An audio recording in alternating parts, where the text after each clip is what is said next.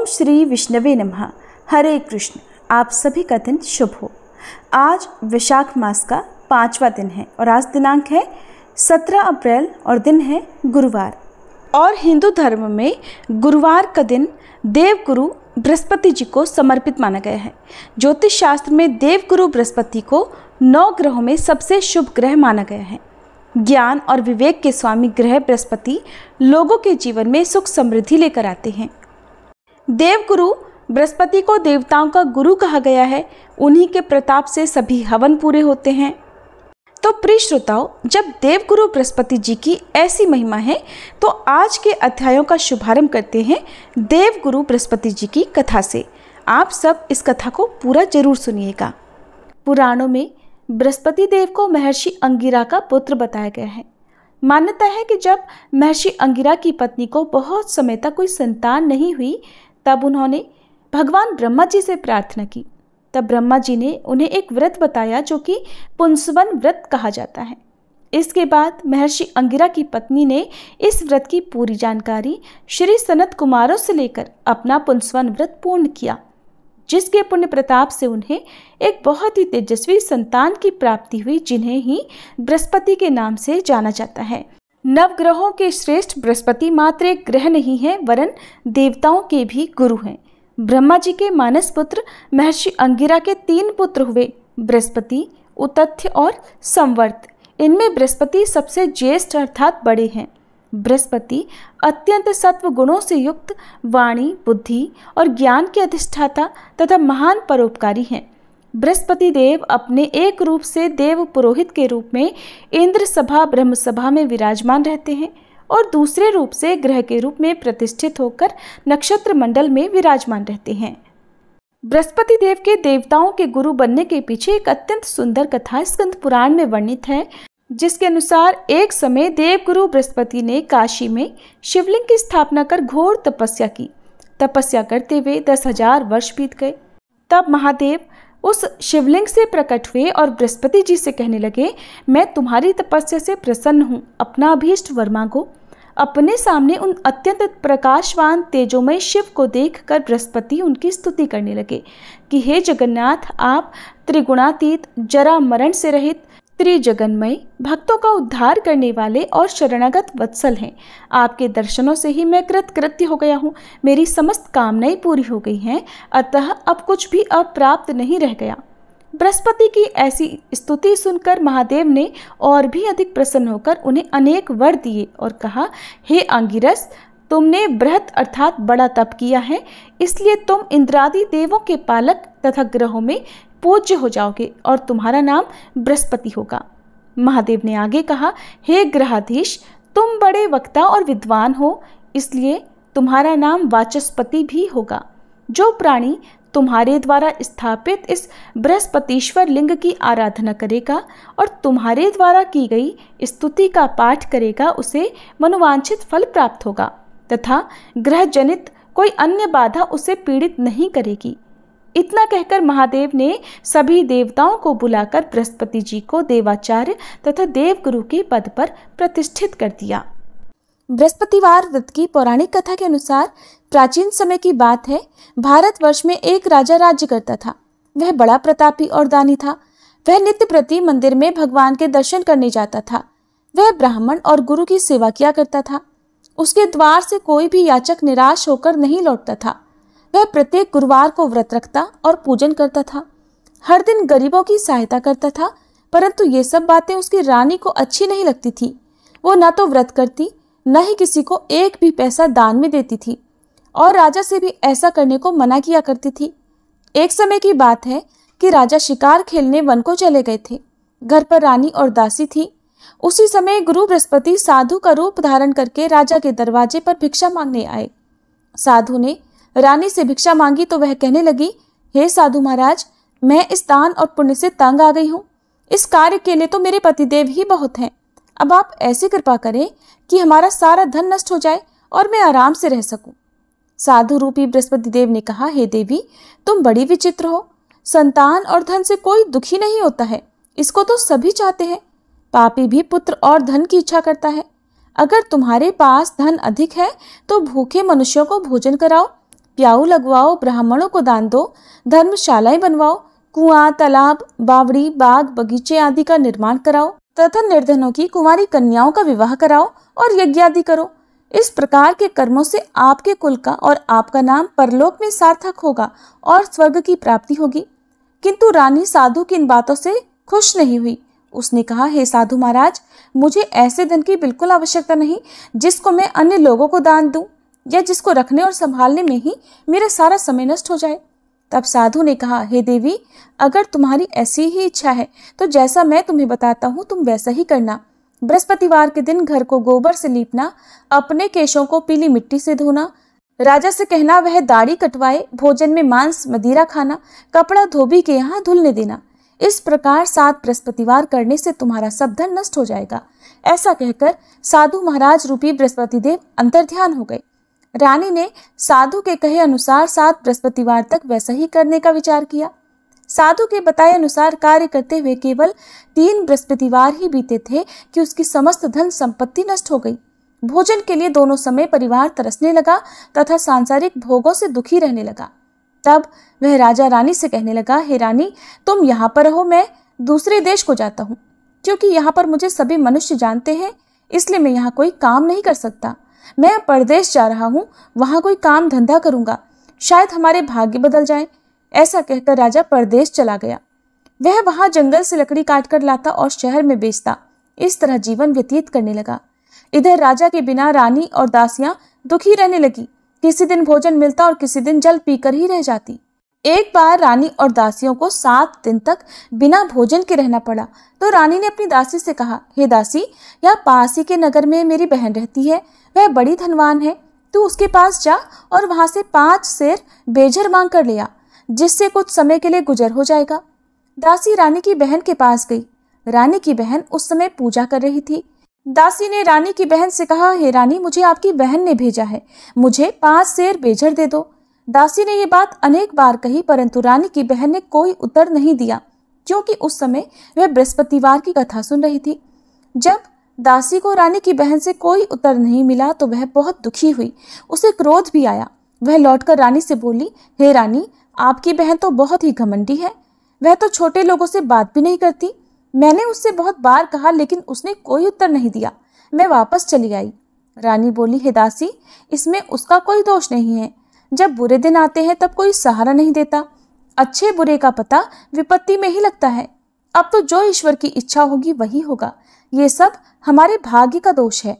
उधर रानी की बहन ने सोचा कि मेरी बहन की दासी आई थी, परंतु मैं उससे नहीं बोली, इससे वह बहुत दुखी हुई होगी। अतः कथा सुनकर और विष्णु भगवान का पूजन समाप्त कर वह अपनी बहन के घर आई और कहने लगी, हे बहन, मैं बृहस्पतिवार का व्रत कर रही थी। तुम्हारी दासी हमारे घर गई थी, परंतु जब तक कथा होती है तब तक हम लोग ना उठते हैं और ना बोलते हैं, इसलिए मैं नहीं बोली। कहो दासी क्यों गई थी? रानी बोली, बहन, हमारे घर अनाज नहीं था। वैसे तुमसे कोई बात छिपी नहीं है, इस कारण मैंने दासी को तुम्हारे पास 5 सेर बेझर लेने के लिए भेजा था। रानी की बहन बोली, बहन देखो, बृहस्पति भगवान सबकी मनोकामनाएं पूर्ण करते हैं। देखो, शायद तुम्हारे घर में अनाज रखा हो। ये सुनकर दासी घर के अंदर गई तो वहां उसे एक घड़ा बेझर का मिल गया। उसे बड़ी हैरानी हुई, क्योंकि उसने एक एक बर्तन देख लिया था। उसने बाहर आकर रानी को बताया। दासी अपनी रानी से कहने लगी, हे रानी, देखो, वैसे हमको जब अन्न नहीं मिलता तब हम रोज व्रत ही तो करते हैं। अगर इनसे व्रत की विधि और कथा पूछ ली जाए तो उसे हम भी किया करेंगे। दासी के कहने पर रानी ने अपनी बहन से बृहस्पतिवार व्रत के बारे में पूछा। उसकी बहन ने बताया, हे रानी बहन, बृहस्पतिवार को सूर्योदय से पहले उठकर स्नान करके बृहस्पतिवार का व्रत करना चाहिए, लेकिन उस दिन सिर नहीं धोना चाहिए। बृहस्पतिवार के व्रत में चने की दाल और मुनक्का से विष्णु भगवान का केले के वृक्ष की जड़ में पूजन करें तथा दीपक जलावे। उस दिन एक ही समय भोजन करे। भोजन पीले खाद्य पदार्थ का करे और कथा सुने। इस प्रकार करने से गुरु भगवान प्रसन्न होते हैं, अन्न पुत्र धन देते हैं, मनोकामना पूर्ण करते हैं। व्रत और पूजन की विधि बताकर रानी की बहन अपने घर लौट गई। रानी और दासी दोनों ने निश्चय किया कि बृहस्पति देव भगवान का पूजन जरूर करेंगे। 7 दिन बाद जब बृहस्पतिवार आया तो उन्होंने व्रत रखा। घुड़साल में जाकर चना और गुड़ बीन लाई तथा उसकी दाल से केले की जड़ तथा विष्णु भगवान का पूजन किया। अब पीला भोजन कहाँ से आए? दोनों बड़ी दुखी हुई, परंतु उन्होंने व्रत किया था, इस कारण बृहस्पति देव भगवान प्रसन्न थे। एक साधारण व्यक्ति के रूप में वे 2 थालों में सुंदर पीला भोजन लेकर आए और दासी को देकर बोले, हे दासी, ये भोजन तुम्हारे और रानी के लिए है, तुम दोनों कर लेना। दासी भोजन पाकर बहुत प्रसन्न हुई और रानी से बोली, रानी जी भोजन कर लो। रानी को भोजन आने के बारे में कुछ नहीं पता था, इसलिए वह दासी से बोली, जा तू ही भोजन कर, क्यों तू व्यर्थ में हमारी हंसी उड़ाती है। तब दासी बोली, रानी, एक व्यक्ति भोजन दे गया है। तब रानी कहने लगी, वो भोजन तेरे लिए ही देकर गया है, तू ही भोजन कर। दासी ने कहा, वह व्यक्ति हम दोनों के लिए 2 थालों में भोजन देकर गया है, इसलिए मैं और आप दोनों ही साथ साथ भोजन करेंगे। फिर दोनों ने गुरु भगवान को नमस्कार कर भोजन किया। उसके बाद से वे प्रत्येक बृहस्पतिवार को गुरु भगवान का व्रत और पूजन करने लगी। बृहस्पति भगवान की कृपा से उनके पास धन हो गया, परंतु रानी फिर पहले की तरह से आलस्य करने लगी। तब दासी बोली, देखो रानी, तुम पहले भी इसी प्रकार आलस्य करती थी, तुम्हें धन रखने में कष्ट होता था, इस कारण सभी धन नष्ट हो गया। अब गुरु भगवान की कृपा से धन मिला है तो तुम्हें फिर आलस्य होता है। बड़ी मुसीबतों के बाद हमने ये धन पाया है, इसलिए हमें दान पुण्य करना चाहिए।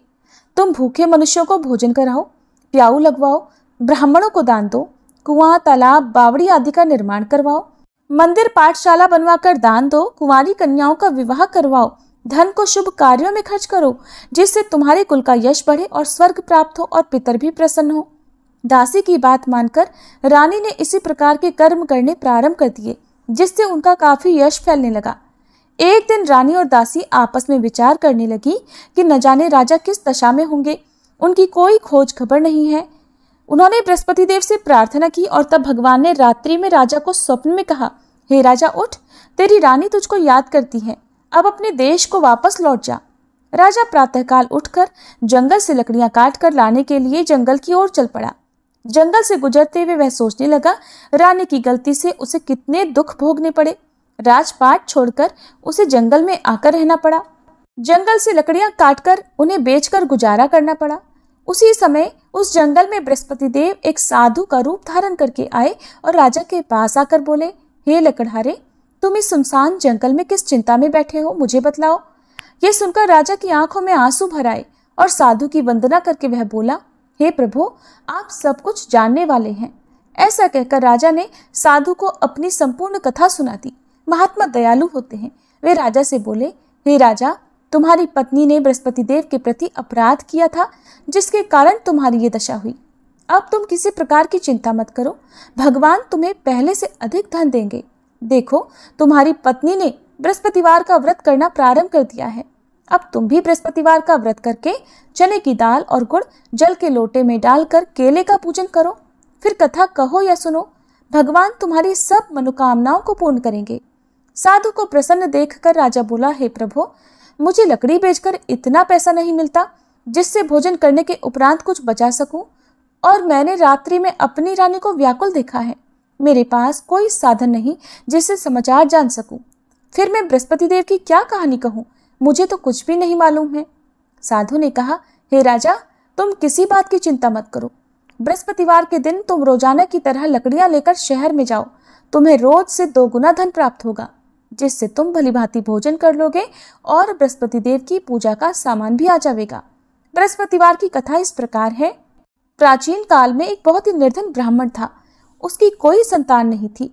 वह नित्य पूजा पाठ करता, परंतु उसकी पत्नी बहुत मलिनता के साथ रहती थी। वो न तो स्नान करती और न किसी देवता का पूजन करती थी। प्रातःकाल उठते ही सबसे पहले भोजन करती, बाद में कोई अन्य कार्य करती। ब्राह्मण देवता बहुत दुखी रहते थे। पत्नी को बहुत समझाते, किंतु कोई परिणाम नहीं निकलता। भगवान की कृपा से ब्राह्मण की पत्नी के कन्या उत्पन्न हुई। वह कन्या अपने पिता के घर में बड़ी होने लगी। वह बालिका प्रातः स्नान करके भगवान विष्णु का जप करती। वह बचपन से ही बृहस्पतिवार का व्रत भी करने लगी थी।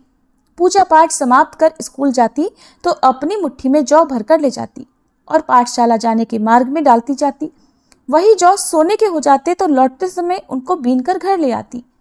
एक दिन वह बालिका सूप में उन सोने के जौ को फटककर साफ कर रही थी।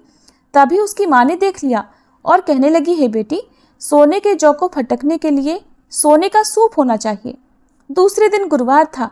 उस कन्या ने व्रत रखा और बृहस्पति देव से प्रार्थना करके कहा, हे प्रभु, यदि मैंने सच्चे मन से आपकी पूजा की हो तो मुझे सोने का सूप दे दो। बृहस्पति देव ने उसकी प्रार्थना स्वीकार कर ली। रोजाना की तरह वह कन्या जौ फैलाती भी पाठशाला चली गई। पाठशाला से लौटकर जब वह जौ बीन रही थी तो बृहस्पति देव की कृपा से उसे सोने का सूप मिला। उसे वह घर ले आई और उससे जौ साफ करने लगी, परंतु उसकी माँ का वही ढंग रहा। एक दिन की बात है, वह कन्या सोने के सूप में जौ साफ कर रही थी। उस समय उस नगर का राजकुमार वहां से होकर निकला। इस कन्या के रूप और सोने के सूप में जौ को साफ करते देखकर वह उस कन्या पर मोहित हो गया। राजमहल आकर वह भोजन तथा जल त्याग कर उदास होकर लेट गया। राजा को जब राजकुमार द्वारा अन्न जल त्यागने का समाचार मिला तो अपने मंत्रियों के साथ वह अपने पुत्र के पास आया और बोले, हे बेटा, तुम्हें किस बात का कष्ट है? किसी ने अपमान किया है अथवा कोई और कारण है? मुझे बताओ, मैं वही करूंगा जिससे तुम्हें प्रसन्नता हो। तब राजकुमार ने अपने पिता की बातें सुनी और बोला, मुझे आपकी कृपा से किसी बात का दुख नहीं है, किसी ने मेरा अपमान नहीं किया है, परंतु मैं उस लड़की के साथ विवाह करना चाहता हूँ जो सोने के सूप में जौ साफ कर रही थी। यह सुनकर राजा आश्चर्य में पड़ गया और बोला, हे बेटा, इस तरह की कन्या का पता तुम ही लगाओ, मैं उसके साथ तुम्हारा विवाह अवश्य ही करवा दूंगा। राजकुमार ने राजा को उस लड़की के घर का पता बतलाया। मंत्री उस लड़की के घर गया और राजा का आदेश ब्राह्मण को सुनाया। कुछ ही दिन बाद ब्राह्मण की कन्या का विवाह राजकुमार के साथ संपन्न हो गया। कन्या के घर से जाते ही उस ब्राह्मण देवता के घर में पहले की तरह गरीबी का वास हो गया। अब भोजन के लिए भी अन्न बड़ी मुश्किल से मिलता था। एक दिन दुखी होकर ब्राह्मण अपनी पुत्री से मिलने गया। बेटी ने पिता की दुखी अवस्था को देखा और अपनी माँ का समाचार पूछा। ब्राह्मण देवता ने सभी हाल कह सुनाया। तब कन्या ने बहुत सारा धन देकर अपने पिता को विदा कर दिया। इस तरह ब्राह्मण का कुछ समय सुखपूर्वक बीता, लेकिन कुछ दिन बाद फिर वही हाल हो गया। ब्राह्मण फिर अपनी कन्या के यहाँ गया और सभी हाल कहा तो पुत्री कहने लगी, हे पिताजी, आप माताजी को यहाँ लिवा लाओ, मैं उन्हें वह विधि बता दूंगी जिससे गरीबी दूर हो जाए। अब ब्राह्मण देवता अपनी पत्नी को साथ लेकर अपनी पुत्री के पास राजमहल में पहुंचे तो पुत्री अपनी माँ को समझाने लगी, हे माँ, तुम प्रातःकाल उठकर प्रथम स्नान आदि करके विष्णु भगवान का पूजन करो तो सब दरिद्रता दूर हो जाएगी। परंतु उसकी माँ ने उसकी एक बात नहीं मानी। वह प्रातःकाल उठकर अपनी पुत्री का बचा जूठन खा लेती थी। एक दिन उसकी पुत्री को बहुत गुस्सा आया। उसने एक रात कोठरी से सारा सामान निकाल दिया और उसमें अपनी माँ को बंद कर दिया। प्रातः उसमें से निकाला और स्नान आदि करा के पूजा पाठ करवाया तो उसकी माँ की बुद्धि ठीक हो गई। इसके बाद वह नियम से पूजा पाठ करती और प्रत्येक बृहस्पतिवार को व्रत करने लगी। इस व्रत के पुण्य प्रभाव से उसकी माँ भी बहुत धनवान हो गई और बृहस्पति देवता के प्रभाव से स्वर्ग को गई। वह ब्राह्मण भी सुखपूर्वक इस लोक का सुख भोग कर स्वर्ग को प्राप्त हुए। इस तरह कहानी कहकर साधु महाराज वहां से लोप हो गए।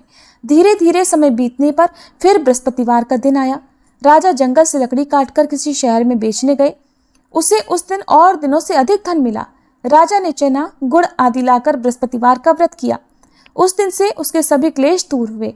परंतु जब अगला गुरुवार का दिन आया तो वह बृहस्पतिवार का व्रत करना भूल गया। इस कारण बृहस्पति भगवान नाराज हो गए। उस दिन उस नगर के राजा ने विशाल यज्ञ का आयोजन किया तथा अपने समस्त राज्य में घोषणा करवा दी कि कोई भी मनुष्य अपने घर में भोजन ना बनाए और आग भी ना जलाए। समस्त जनता मेरे यहाँ भोजन करने आए। इस आज्ञा को जो न मानेगा उसको फांसी की सजा दी जाएगी। राजा की आज्ञा अनुसार राज्य के सभी निवासी राजा के भोज में सम्मिलित हुए, लेकिन लकड़हारा कुछ देर से पहुंचा, इसलिए राजा उसको अपने साथ महल में ले गए। जब राजा लकड़हारे को भोजन करा रहे थे तो रानी की दृष्टि उस खूंटी पर पड़ी जिस पर उसका हार लटका हुआ था। उसे हार खूंटी पर लटका दिखाई नहीं दिया। रानी को निश्चय हो गया कि मेरा हार उस लकड़हारे ने चुरा लिया है। उसी समय सैनिक बुलवाकर उसको कैद खाने में डलवा दिया। जब लकड़हारा कारागार में पड़ गया तो बहुत दुखी होकर विचार करने लगा कि न जाने कौन से पूर्व जन्म के कर्म से मुझे ये दुख प्राप्त हुआ है, और उसी साधु को याद करने लगा जो जंगल में मिला था। तत्काल बृहस्पति देव साधु के रूप में प्रकट हो गए और उसकी दशा को देखकर कहने लगे, अरे मूर्ख, तूने बृहस्पति देवता की कथा नहीं की, इस कारण तुझे दुख प्राप्त हुआ है। अब चिंता मत कर, बृहस्पतिवार के दिन कारागार के दरवाजे पर 4 पैसे पड़े मिलेंगे। उनसे तू बृहस्पति देव की पूजा करना तो तेरे सभी कष्ट दूर हो जाएंगे। अगले बृहस्पतिवार उसे कारागार के द्वार पर 4 पैसे पड़े मिले। राजा ने पूजा का सामान मंगवाकर कथा कही और प्रसाद बांटा। उसी रात्रि को बृहस्पति देव ने उस नगर के राजा को स्वप्न में कहा, हे राजा, तूने जिस आदमी को कारागार में बंद करा दिया है वह निर्दोष है, वह राजा है, उसे छोड़ देना। रानी का हार उसी खूंटी पर लटका हुआ है। अगर तू ऐसा नहीं करेगा तो मैं तेरे राज्य को नष्ट कर दूंगा। राजा प्रातःकाल उठा और खूंटी पर हार टंगा देखकर लकड़हारे को बुलाकर क्षमा मांगी तथा राजा के योग्य सुंदर वस्त्र आभूषण भेंट कर उसे विदा किया। गुरुदेव की आज्ञा अनुसार राजा अब अपने नगर को चल दिया। राजा जब नगर के निकट पहुंचा तो उसे बड़ा ही आश्चर्य हुआ। नगर में पहले से अधिक बाग, तालाब और कुएं तथा बहुत सी धर्मशाला, मंदिर आदि बने हुए हैं। राजा ने पूछा कि ये किसका बाग और धर्मशाला है? तब नगर के सब लोग कहने लगे, ये सब रानी और दासी द्वारा बनवाए गए हैं। राजा को आश्चर्य हुआ और गुस्सा भी आया। जब रानी ने खबर सुनी कि राजा आ रहे हैं तो उसने अपनी दासी से कहा, हे दासी, देख, राजा हमको कितनी बुरी हालत में छोड़ गए थे। वह हमारी ऐसी हालत देख कर लौट ना जाए, इसलिए तो दरवाजे पर खड़ी हो जा। रानी की आज्ञा अनुसार दासी दरवाजे पर खड़ी हो गई। जब राजा आए तो उन्हें अपने साथ महल में लिवा लाई। तब राजा ने क्रोध करके अपनी तलवार निकाली और पूछने लगा, बताओ, ये धन तुम्हें कैसे प्राप्त हुआ है? तब रानी ने बताया, हमें ये सब धन बृहस्पति देव के व्रत के प्रभाव से प्राप्त हुआ है। राजा ने तब निश्चय किया कि 7 रोज बाद तो सभी बृहस्पति देव का पूजन करते हैं, परंतु मैं रोजाना दिन में 3 बार कथा कहा करूंगा तथा रोज व्रत किया करूंगा। अब हर समय राजा के दुपट्टे में चने की दाल बंधी रहती तथा दिन में 3 बार वह कथा कहता। एक दिन राजा ने विचार किया कि चलो अपनी बहन के यहाँ आवे। इस तरह का निश्चय कर राजा घोड़े पर सवार होकर अपनी बहन के यहाँ चल पड़ा। रास्ते में उसने देखा कि कुछ आदमी एक मुर्दे को लिए जा रहे हैं। उन्हें रोककर राजा कहने लगा, अरे भाइयों, मेरी बृहस्पतिवार की कथा सुन लो। वे बोले, लो, हमारा तो आदमी मर गया है, इसको अपनी कथा की पड़ी है। परंतु कुछ आदमी बोले, अच्छा कहो, हम तुम्हारी कथा भी सुनेंगे। राजा ने दाल निकाली और कथा कहनी शुरू कर दी। जब कथा आधी हुई तो वह मुर्दा हिलने लगा और जब कथा समाप्त हुई तो राम राम करके वह मनुष्य खड़ा हो गया। राजा आगे बढ़ा, उसे चलते चलते शाम हो गई। आगे मार्ग में उसे किसान खेत में हल चलाता मिला। राजा उससे बोला, अरे भैया, तुम मेरी बृहस्पतिवार की कथा सुन लो। किसान बोला, जब तक मैं तेरी कथा सुनूंगा तब तक 4 हरैया जोत लूंगा। जा अपनी कथा किसी और को सुनाना। राजा आगे चलने लगा। राजा के हटते ही बैल पछाड़ खाकर गिर गए तथा किसान के पेट में बहुत जोर से दर्द होने लगा। उसी समय किसान की माँ रोटी लेकर आई। उसने जब ये देखा तो अपने पुत्र से सब हाल पूछा। बेटे ने सभी हाल बता दिया। बुढ़िया दौड़ी दौड़ी उस घुड़सवार के पास गई और उससे बोली, मैं तेरी कथा सुनूंगी, तू अपनी कथा मेरे खेत पर ही चलकर कहना। राजा ने लौटकर बुढ़िया के खेत पर जाकर कथा कही, जिसके सुनते ही बैल खड़े हो गए और किसान के पेट का दर्द भी बंद हो गया। अब राजा अपनी बहन के घर पहुंच गया। बहन ने भाई की खूब मेहमानी की। दूसरे दिन प्रातःकाल राजा जगा तो देखने लगा कि सब लोग भोजन कर रहे हैं। राजा ने अपनी बहन से पूछा कि ऐसा कोई मनुष्य है जिसने भोजन ना किया हो, जो मेरी बृहस्पतिवार की कथा सुन ले? तो बहन बोली, हे भैया, ये देश ऐसा ही है। पहले यहाँ के लोग भोजन करते हैं, बाद में अन्य कोई काम करते हैं। अगर पड़ोस में कोई हो तो देख कर आती हूँ। ऐसा कहकर बहन देखने चली, परंतु उसे कोई भी ऐसा व्यक्ति नहीं मिला जिसने भोजन नहीं किया हो। फिर वह एक कुम्हार के घर गई जिसका लड़का बीमार था। उसे पता चला कि उसके यहाँ 3 दिन से किसी ने भोजन नहीं किया है। रानी ने अपने भाई की कथा सुनने के लिए कुम्हार से कहा तो वह तैयार हो गया। तब राजा ने जाकर बृहस्पतिवार की कथा कही, जिसको सुनकर उसका लड़का ठीक हो गया। अब तो राजा की प्रशंसा होने लगी। एक दिन राजा ने अपनी बहन से कहा, हे बहन, अब मैं अपने घर जाऊंगा, तुम भी तैयार हो जाओ। राजा की बहन ने अपनी सास से अपने भाई के साथ जाने की आज्ञा मांगी तो सास बोली, चली जा, परंतु अपने लड़कों को मत ले जाना, क्योंकि तेरे भाई की कोई संतान नहीं होती है।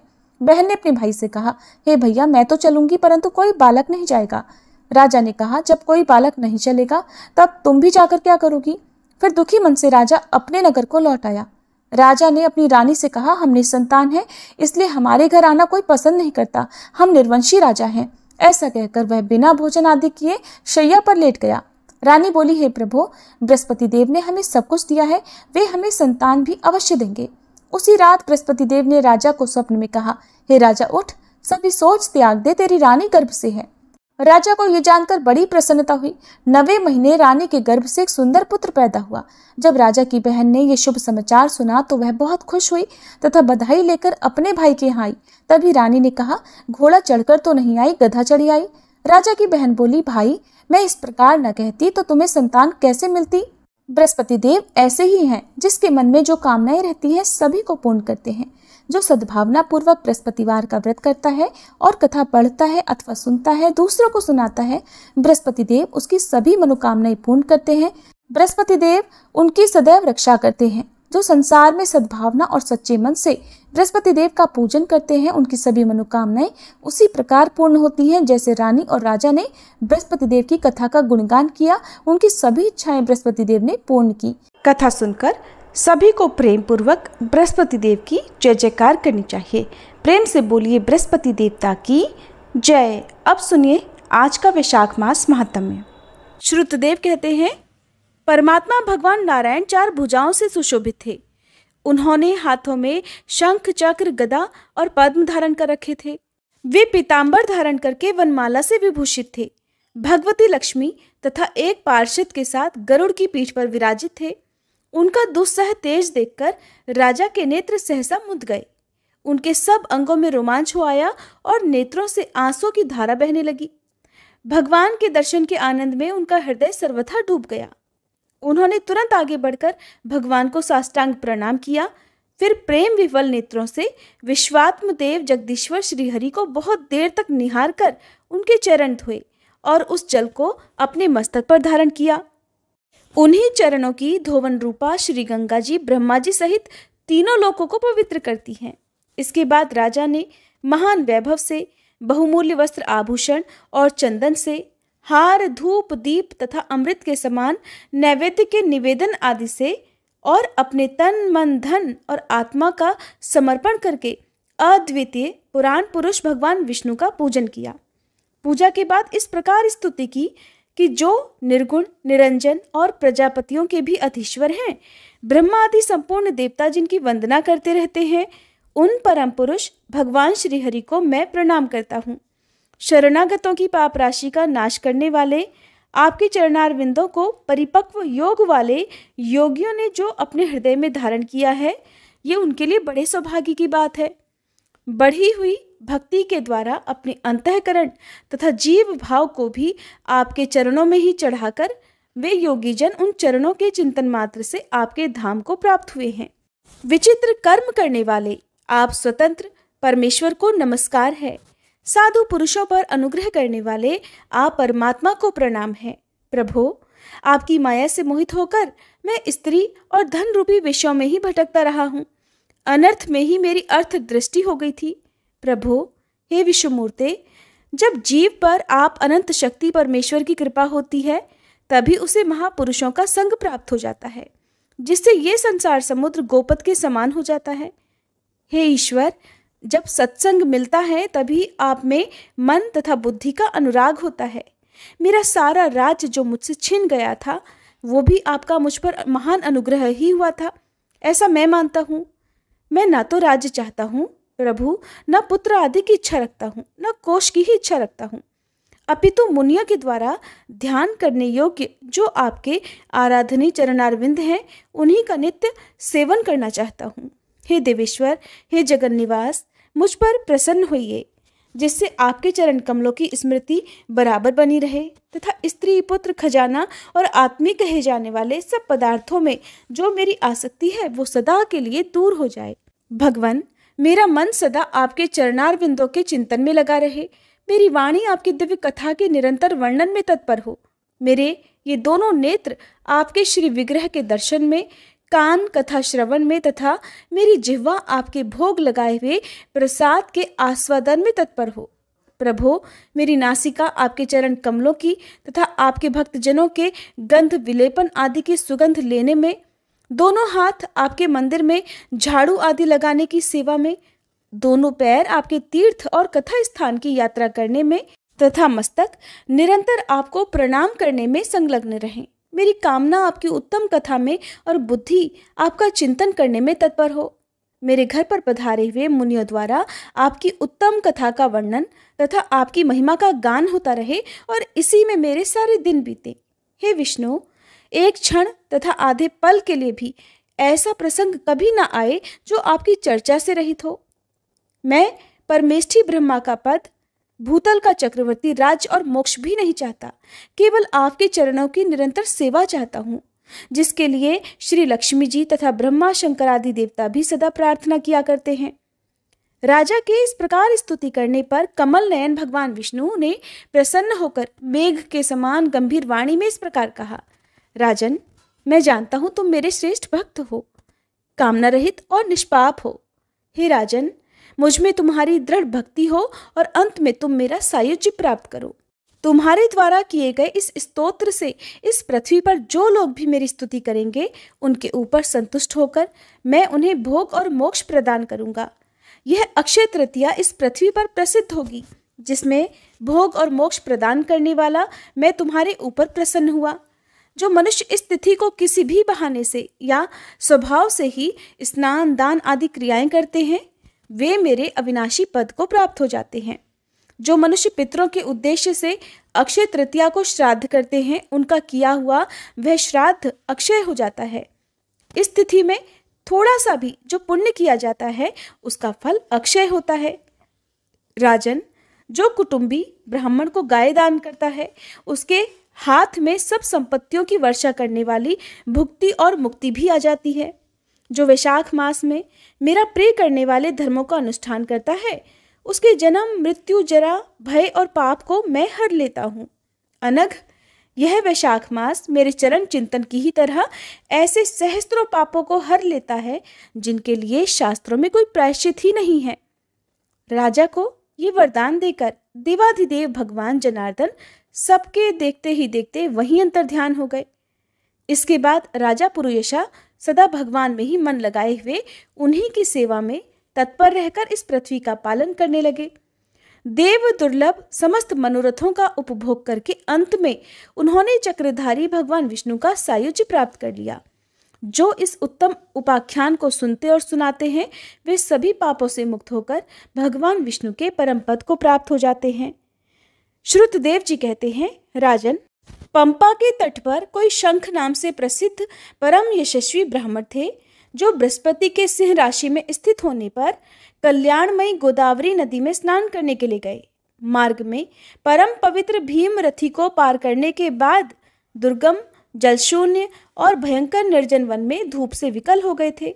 वैशाख का महीना था और दोपहर का समय था। वे किसी वृक्ष के नीचे जा बैठे। इसी समय कोई दुराचारी शिकारी हाथ में धनुष धारण किए वहां आया। ब्राह्मण के दर्शन से उसकी बुद्धि पवित्र हो गई और वह इस प्रकार कहने लगा कि मुने, मैं अत्यंत दुर्बुद्धि और पापी हूँ। मेरे ऊपर आपने बड़ी कृपा की है, क्योंकि साधु महात्मा स्वभाव से ही दयालु होते हैं। कहाँ मैं नीच कुल में उत्पन्न हुआ व्याध और कहाँ मेरी ऐसी पवित्र बुद्धि। मैं इसे केवल आपका ही उत्तम अनुग्रह मानता हूँ। हे साधु बाबा, मैं आपका शिष्य हूँ, कृपा पात्र हूँ। साधु पुरुषों का समागम होने पर मनुष्य फिर कभी दुख को प्राप्त नहीं होता। इसलिए आप मुझे अपने पाप नाशक वचनों द्वारा ऐसा उपदेश दीजिए जिससे संसार बंधन से छूटने की इच्छा रखने वाले मनुष्य अनायास ही भवसागर से पार हो जाते हैं। साधु पुरुषों का मन सबके प्रति एक समान होता है। वे सभी प्राणियों के प्रति दयालु होते हैं। उनकी दृष्टि में ना कोई ऊंच है, ना नीच है, ना अपना है, ना पराया। मनुष्य संतप्त होकर जब जब गुरुजनों से उपाय पूछता है, तब तब उसे वे संसार बंधन से छुड़ाने वाले ज्ञान का उपदेश दिया करते हैं। जैसे गंगा जी मनुष्यों के पाप का नाश करने वाली है, उसी प्रकार मूर्ख जनों का उद्धार करना साधु पुरुषों का स्वभाव ही माना गया है। व्याध के ये वचन सुनकर शंख ने कहा, व्याध, अगर तुम कल्याण चाहते हो तो वैशाख मास में भगवान विष्णु को प्रसन्न और संसार समुद्र से पार करने वाले जो दिव्य धर्म बताए गए हैं उनका पालन करो। मुनिश्रेष्ठ शंख उस समय प्यास से बहुत कष्ट पा रहे थे। दोपहर के समय उन्होंने सुंदर सरोवर में स्नान किया और युगल वस्त्र धारण करके मध्याह्न काल की उपासना पूरी की। फिर देव पूजा करने के बाद व्याध के लाए हुए श्रमहारी और स्वादिष्ट कैथ का फल खाया। जब वे खा पीकर सुखपूर्वक विराजमान हुए, उस समय व्याध ने हाथ जोड़कर कहा कि मुने, किस कर्म से मेरा तपोमय व्याध कुल में जन्म हुआ और किससे ऐसी सद्बुद्धि तथा महात्मा की संगति प्राप्त हो गई। प्रभु, अगर आप ठीक समझें तो मैंने जो कुछ भी पूछा है वो तथा अन्य जानने योग्य बातें भी मुझे बताइए। व्याध के ऐसा पूछने पर शंख बोले, हे व्याध, पूर्व जन्म में तुम वेदों के पारंगत विद्वान ब्राह्मण थे। शाकल्य नगर में तुम्हारा जन्म हुआ था। तुम्हारा गोत्र श्रीवत्स और नाम स्तंभ था। उस समय तुम बड़े तेजस्वी समझे जाते थे, किंतु आगे चलकर किसी वेश्या में तुम्हारी आसक्ति हो गई। उसके संग दोष से तुमने नित्य कर्मों को त्याग दिया और शूद्र की तरह घर आकर रहने लगे। यद्यपि तुम सदाचार शून्य, दुष्ट तथा धर्म कर्मों के त्यागी थे, तो भी उस समय तुम्हारी ब्राह्मण पत्नी कांतिमती ने वेश्या सहित तुम्हारी सेवा की। वह सदा तुम्हारा प्रिय करने में लगी रहती थी। वह तुम दोनों के पैर धोती, दोनों की आज्ञा का पालन करती और दोनों से नीचे आसन पर सोया करती थी। इस प्रकार वेश्या सहित पति की सेवा करती हुई उस दुखिनी ब्राह्मणी का इस धरती पर बहुत सारा समय बीत गया। फिर एक दिन उसके पति ने मूली सहित उड़द खाया और तिल मिश्रित निष्पाव भक्षण किया। उस अपथ्य भोजन से उसका मुंह और पेट चलने लगा। उसे बड़ा भयंकर भगंदर रोग हो गया और वह उस रोग में दिन रात जलने लगा। जब तक घर में धन रहा तब तक वह वेश्या भी वहीं टिकी रही। उसका सारा धन लेकर पीछे उसने भी उसका घर छोड़ दिया। वेश्या तो क्रूर और निर्दयी होती ही है, उसे छोड़कर किसी दूसरे के पास चली गई। तब वह ब्राह्मण रोग से व्याकुल होकर रोता हुआ अपनी पत्नी से बोला, देवी, मैं वेश्या के प्रति आसक्त और अत्यंत निष्ठुर प्राणी हूँ, मेरी रक्षा करो। सुंदरी, तुम परम पवित्र हो, मैंने तुम्हारा कुछ भी उपकार नहीं किया। कल्याणी, जो पापी और निंदित मनुष्य अपनी विनीत पत्नी का आदर नहीं करता, वह 15 जन्मों तक नपुंसक होता है। महाभागे, दिन रात साधु पुरुष उसकी निंदा किया करते हैं। तुम साध्वी और पतिव्रता हो, मैं तुम्हारा अनादर करके पाप योनि में गिरूंगा। तुम्हारा अनादर करने से जो तुम्हारे मन में क्रोध हुआ होगा, उससे मैं दग्ध हो चुका हूँ। अपने पति की ऐसी बात सुनकर वह पतिव्रता हाथ जोड़कर बोली, प्राणनाथ, आप मेरे प्रति किए हुए व्यवहार को लेकर दुख मत मानिए, लज्जा का भी अनुभव मत कीजिए। मेरा आपके ऊपर बिल्कुल भी क्रोध नहीं है जिससे आप अपने आप को दग्ध हुआ बतलाते हैं। पूर्व जन्म में किए हुए पाप ही इस जन्म में दुख रूप होकर आते हैं। जो उन दुखों को धैर्यपूर्वक सहन करती है वही स्त्री साध्वी मानी जाती है और वही पुरुष श्रेष्ठ समझा जाता है। वह उत्तम वर्ण वाली स्त्री अपने पिता और भाइयों से धन मांगकर लाई और उसी से अपने पति का पालन करने लगी। उसने अपने पति को साक्षात क्षीर सागर निवासी विष्णु ही माना। वह दिन रात पति के मलमूत्र साफ करती और उसके शरीर में पड़े हुए कष्टदायक कीड़ों को धीरे धीरे नाखून से खींचकर निकालती थी। ब्राह्मणी न रात में सोती थी न दिन में। अपने पति के दुख से संतप्त होकर वह दुखिनी सदा इस प्रकार प्रार्थना किया करती थी कि प्रसिद्ध देवता और पितर मेरे स्वामी की रक्षा करें, इन्हें रोगहीन और निष्पाप कर दें। मैं पति के आरोग्य के लिए चंडिका देवी को भैंस का दही और उत्तम अन्न चढ़ाऊंगी। भगवान गणेश की प्रसन्नता के लिए मोदक बनवाऊंगी। 10 शनिवारों को उपवास करूंगी और मीठा तथा घी नहीं खाऊंगी। बस मेरे पति रोगहीन होकर 100 वर्ष तक जिए। इस प्रकार वह स्त्री हर दिन देवताओं से प्रार्थना किया करती थी। उन्हीं दिनों कोई देवल नामक महात्मा वहां आए। विशाख मास में धूप से पीड़ित होकर सायंकाल के समय उस ब्राह्मण के घर में उन्होंने पदार्पण किया। ब्राह्मणी ने महात्मा के चरण धोकर उस जल को मस्तक पर चढ़ाया और धूप से कष्ट पाए हुए महात्मा को पीने के लिए मीठा शरबत दिया। प्रातःकाल सूर्योदय होने पर मुनि जैसे आए थे वैसे ही चले गए। थोड़े ही समय में इसके बाद ब्राह्मण को सन्निपात हो गया। ब्राह्मणी सौंठ, मिर्च और पीपल लेकर जब उसके मुंह में डालने लगी तब उसने अपनी पत्नी की अंगुली काट ली। उसके दोनों दांत सहसा सट गए और ब्राह्मणी की अंगुली का वह कोमल टुकड़ा उसके मुंह में ही रह गया। अंगुली काटकर उस वेश्या का ही चिंतन करता हुआ वह ब्राह्मण अंत में मर गया। तब उसकी पत्नी कांतिमती ने कंगन बेचकर बहुत सारा ईंधन खरीदा और चिता बनाकर वह साध्वी पति के साथ उसमें जा बैठी। उसने पति के रोगे शरीर का गाढ़ आलिंगन करके उसके साथ अपने आप को भी चिता में जला दिया। शरीर त्याग कर वह सहसा भगवान विष्णु के धाम में चली गई। उसने वैशाख मास में जो देवल मुनि को शरबत पिलाया था और उनके चरणों तक को सिर पर लगाया था, इससे उसको योगी गम्य परम पद की प्राप्ति हुई। तुमने अंतकाल में वेश्या का चिंतन करते हुए शरीर त्याग दिया था, इसलिए इस घोर व्याध के शरीर में आए हो और हिंसा में आसक्त होकर सबको परेशान करते हो। तुमने वैशाख मास में मुनि को शरबत देने के लिए ब्राह्मणी को आज्ञा दी थी, उसी पुण्य से आज व्याध होने पर भी तुम्हें सब सुखों के एकमात्र साधन धर्म विषयक प्रश्न पूछने के लिए ये उत्तम बुद्धि प्राप्त हुई है। तुमने जो सब पापों को हरने वाले मुनि के चरणोदक को अपने सिर पर धारण किया था, उसी का ये फल है कि वन में तुम्हें मेरा संग मिला है। इसके बाद ब्राह्मण शंख ने उस व्याध को वैशाख मास महात्म्य की एक कथा सुनाई। उस कथा को सुनकर एक सर्प का उद्धार हुआ। वह सर्प कौन था, किस प्रकार से उसका उद्धार हुआ और वैशाख मास महात्म्य श्रवण से व्याध का वाल्मीकि होने का वर्णन आप अगले अध्याय में सुनेंगे।